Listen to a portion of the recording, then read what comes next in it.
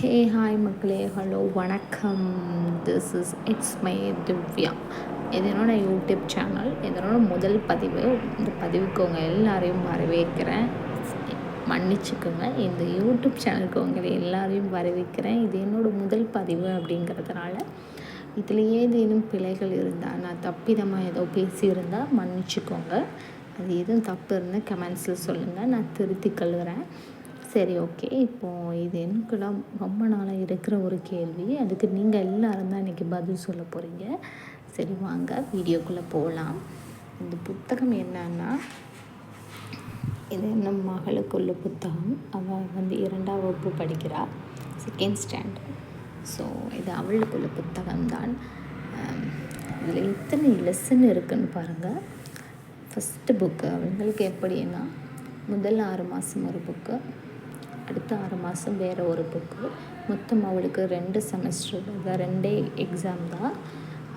மிட்டமோ ஊடையில் ஏதாவது எக்ஸாம் அந்த மாதிரிலாம் எதுவுமே கிடையாது. ஸ்ட்ரெயிட்டாக 2 எக்ஸாம். ஃபஸ்ட்டு 6 மாதத்துக்கு ஃபஸ்ட்டு செமஸ்டருக்கு ஒரு எக்ஸாம், செகண்ட் செமஸ்டருக்கு இன்னொரு எக்ஸாம், அவ்வளோதான். அப்போ நீங்கள் நம்ம காலேஜில் படித்த மாதிரி தான் நீங்கள் கேட்கலாம். ஃபஸ்ட்டு செமஸ்டருக்கு ஒரு எக்ஸாம்னால் அப்போ அவங்க எப்படி ஃபாலோ பண்ணுவாங்க அந்த புக்கை ஃபுல்லாம்னா இல்லை. இது அவளுடைய முதல் செமஸ்டருக்குரிய எக்ஸாமுக்கு. ஸோ இதில் எப்படின்னா 7 ஒரு ஃபஸ்ட்டு இந்த 8 வரைக்கும் தான் 7 வரைக்கும் தான் நடத்துனாங்க. ஸோ இது ஒரு எக்ஸாம், ஓகேங்களா. போன 6 மாதத்துக்கு. இப்போ இந்த 6 மாதத்துக்கு 1, 2, 3, 4 இது முதல் புக்கு. 2ஆம் புக்கில் 5, 6, 7 இந்த 3.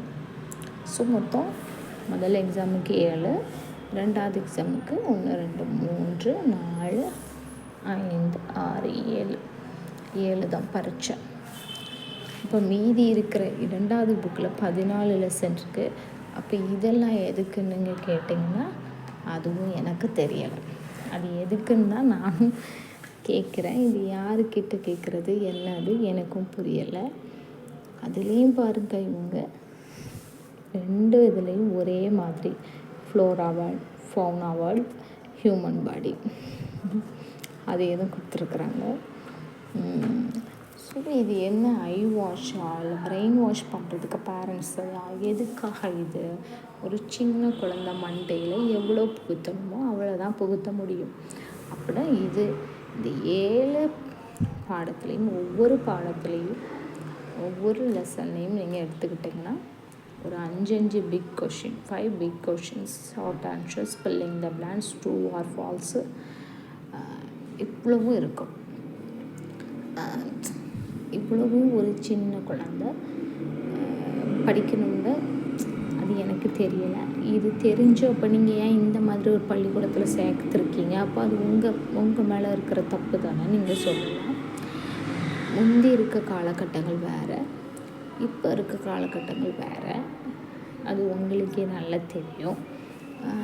என்ன காலகட்டம்னு கேட்டால், இப்போ இருக்கிற குழந்தைங்களுக்கு நான் சொல்லுவேன், படிப்பை விட பாதுகாப்பு தான் ரொம்ப முக்கியமாக கருதப்படுது.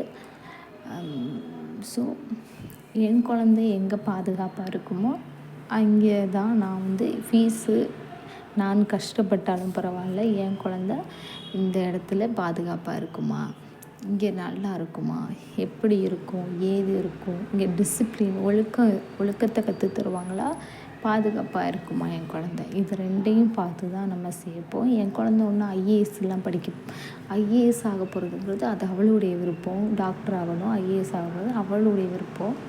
அதுக்காண்டி நான் எந்த பள்ளிக்கூடத்தையும் தேர்ந்தெடுத்து போடலை. இப்போதைக்கு அவளுக்கு தேவை பாதுகாப்பான ஒரு இடம், நல்ல மாதிரியான சூழல். அதுக்கு தான் நாங்கள் ஸ்கூல் தேடி கொண்டு போய் சேர்க்குறோம்.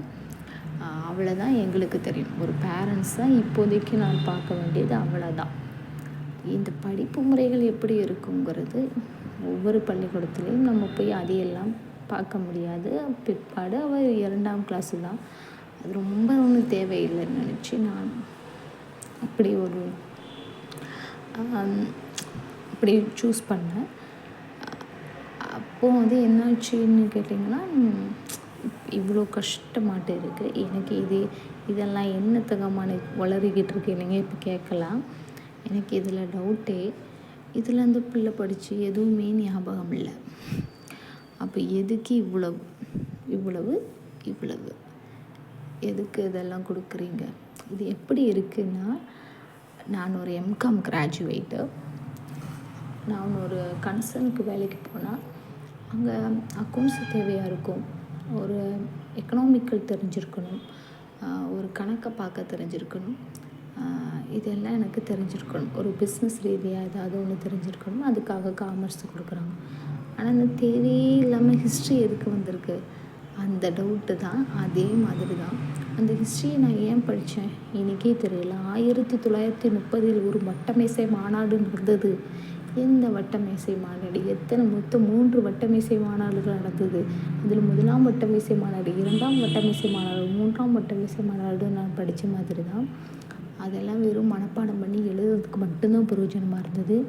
என்னோடய வாழ்க்கைக்கோ என்னோடய படிப்பு சம்மந்தமாகவோ அது எங்கேயாவது உதவிச்சுன்னு நீங்கள் கேட்டிங்கன்னா எங்கேயுமே உதவலை. அது ஏன் படித்தேன், எதுக்கு படித்தேன் எதுவுமே தெரியாது. அதுக்காண்டி நான் வந்து மக்கும் கிடையாது. நான் ஹிஸ்ட்ரியில் 160 மார்க்ஸ் எடுத்திருந்தேன். ஆனால் ஏன் எடுத்திருந்தேன், எதுக்கு எடுத்திருந்தேன், ஏன் படித்தேன், எதுக்கு படித்தேன், என்னோடய அக்கௌண்டன்சிக்கும் ஹிஸ்ட்ரிக்கும் ஏதாவது சம்மந்தம் இருக்கா? கிடையாது. அதை போல தான் இதுவும். நம்ம இது சில விஷயங்களை ஏன் படிக்கிறோம், எதுக்கு படிக்கிறோம், என்ன அதனால் பிற்பாடு யூஸ் இருக்கா, யூஸ் இல்லையா, எதுவுமே தெரியாமல் படிக்கிறோம் இல்லையா? அதே மாதிரி தான் இப்போ என் குழந்தையும் படிக்குதோன்னு எனக்கு ஒரு தோணல். அதுக்காக தான் இந்த பதிவு. நீங்கள் எதுக்காக இவ்வளோ, எங்கள் பேரண்ட்ஸை நான் எங்கள் ஸ்கூலில் இவ்வளோ இருக்குதுன்னு காமிக்கிறதுக்காக இது வச்சுருக்கிறீங்களா? எதுக்காக இதை வச்சுருக்கிறீங்க எனக்கு சொல்லுங்கள். ஒரு 2ஆம் கிளாஸ் படிக்கிற பிள்ளைக்கு இவ்வளோ தேவையில்லை. நீங்கள் என்ன ஸ்டாண்டர்டை மெயின்டைன் பண்ணுறதுக்காண்டி இதை காமிக்கிறீங்கன்னு எனக்கு தெரியலை. இதை நடத்தவும் போகிறதில்ல. இதை நடத்தினா அந்த பிள்ளைக்கு புரியவும் போகிறதில்ல. ஒரு இவ்வளோண்டு மண்டைக்குள்ளே இவ்வளோகான ஏற்ற முடியுமான கிடையவும் கிடையாது. அப்புறம் எதுக்கு, வை? ஸோ யாராவது பதில் தெரிஞ்சால் சொல்லுங்கள். தேங்க்யூ.